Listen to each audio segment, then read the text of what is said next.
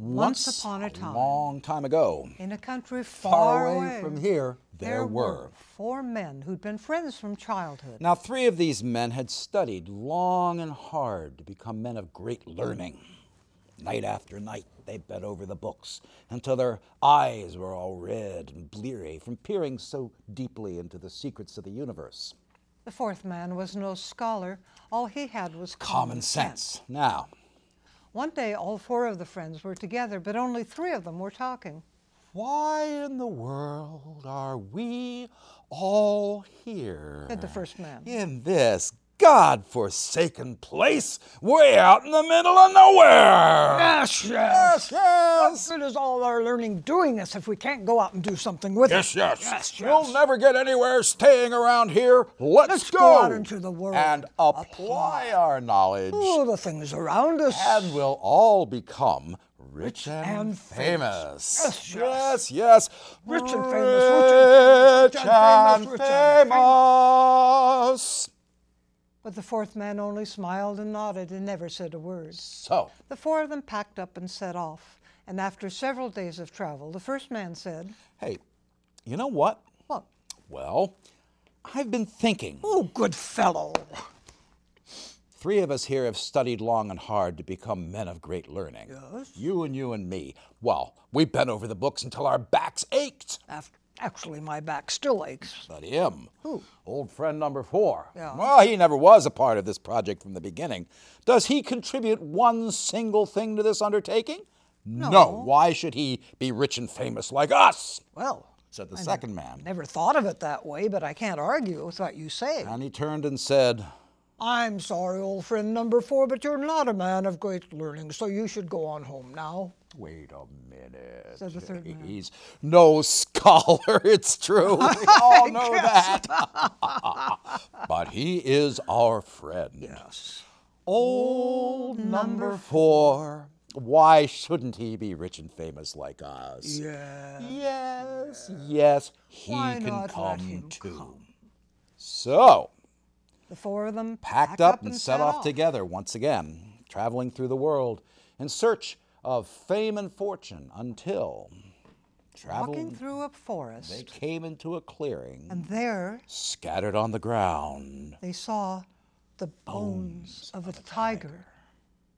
There they stood, looking at the bones. Until the 1st man said, this is it. This is our big chance.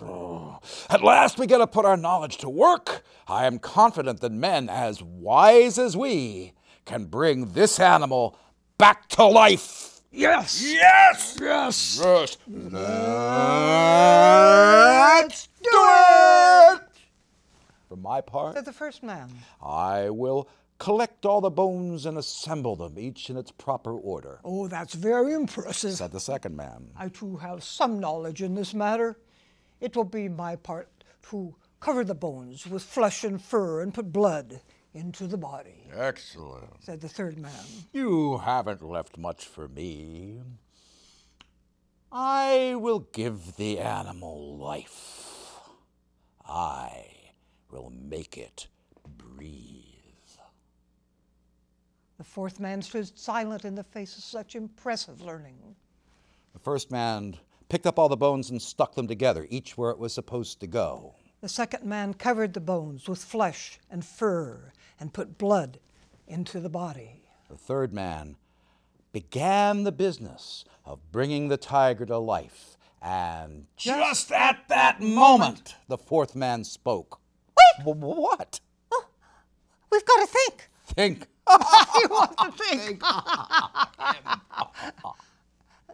This is a tiger. Yes, it's a tiger. See the stripes? See the whiskers?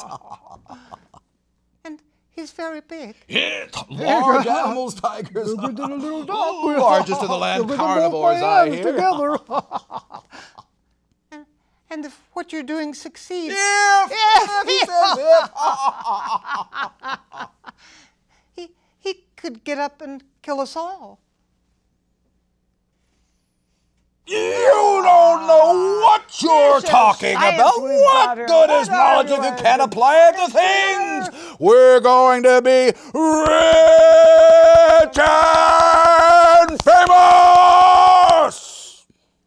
that case, said the fourth man. if you'll give me a moment, I'll climb this tree. And that's what he did. And when he got to the top, he peered down through the branches to watch what was going on below. The third man resumed his business of bringing the tiger to life, while the other two stepped forward, watching observing everything he did. with the greatest of interest. Finally, the third man stepped back in triumph. I have done it! The tiger. Opened his eyes. The tiger switched his tail His tail. nervously. The tiger got up onto his feet. And without any warning, he jumped on the three researchers and killed them all dead.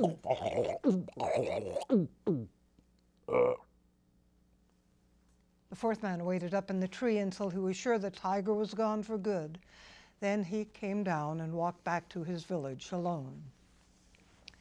This is why the people say, from way back then until today, science may cure ignorance, but the more you know, the more you need common sense. But the more you know, the more you need common sense. This is why until today, way back then until today, science may cure ignorance. The more you know, the more you need common sense. Three researchers, filled with pride, made a tiger. Then They died.